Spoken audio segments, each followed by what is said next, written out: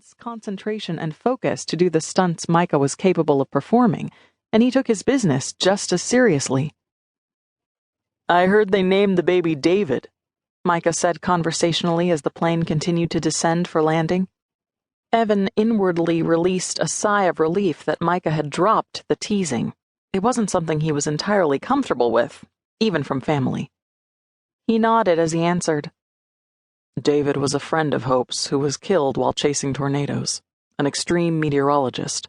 They wanted to pass the name on to their son."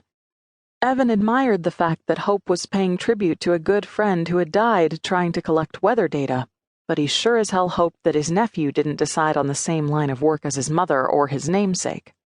Maybe it was a good thing that Evan hadn't known that Hope was chasing tornadoes and every other form of extreme weather before she married Jason Sutherland.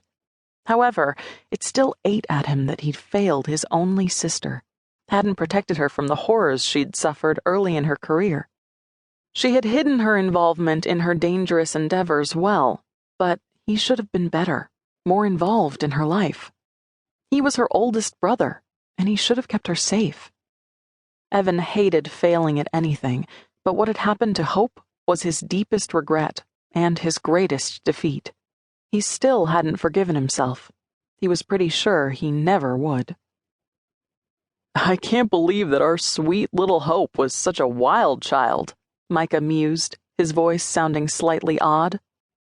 "It was her career," Evan answered unhappily. "It's not like she was seeking thrills for no reason." He didn't like her being referred to as wild. She wasn't, not usually. As Micah had already mentioned, Hope had been a very sweet child and a quiet teenager. Evan had thought she was just carrying on in the same manner in Aspen, living a very sedate life free of media attention in the Colorado Rockies. In reality, she'd been roaming around the world photographing extreme weather events. "I don't really know her. I don't really know any of my siblings anymore." If he wanted to be honest, which he didn't, he had never really known them at all. They'd spent very little time together as children or adults. Evan hated the fact that there was distance between himself and his siblings, but now that they were all grown and happy, he wasn't certain how he fit into the Sinclair family, or how to fix the situation, or even if he wanted it to be fixed. Too much time had passed. "Maybe I feel distant because I'm not happy or content like they are now. We have nothing in common." No, that wasn't quite right. Evan had always needed to maintain his distance in order to keep his secrets. Now, he wasn't sure he could or would ever truly be close to any of them. He was fairly certain that all of them saw him as more of a pain in the ass than a brother, simply because he interfered in their lives from time to time. But he was okay with that, as long as they were all safe and happy. "I still think she's pretty ballsy," Micah said with admiration. "And her photography work is incredible." "It is," Evan answered simply. He was proud of all of his siblings, and Hope's talent was truly astonishing.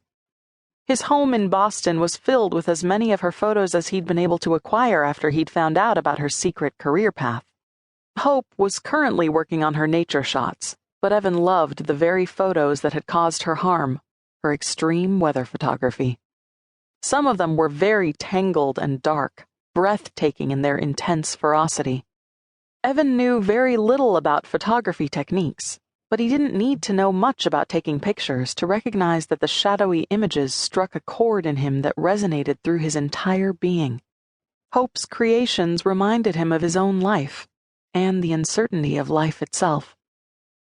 Neither man spoke as they came to a rather bumpy landing on the runway of the small airport located outside Amesport, each seemingly lost in his own thoughts. Evan noted that his car and driver, Stokes, had already arrived, the Rolls-Royce waiting just beyond the area where the plane would come to a stop. "Do you want to stay with me?" Evan offered sincerely. Both Micah and Julian were coming for the party Hope was hosting, which she was calling the Amesport Midwinter Ball, though Evan knew it was really just a reason to get the entire town together to see her new son.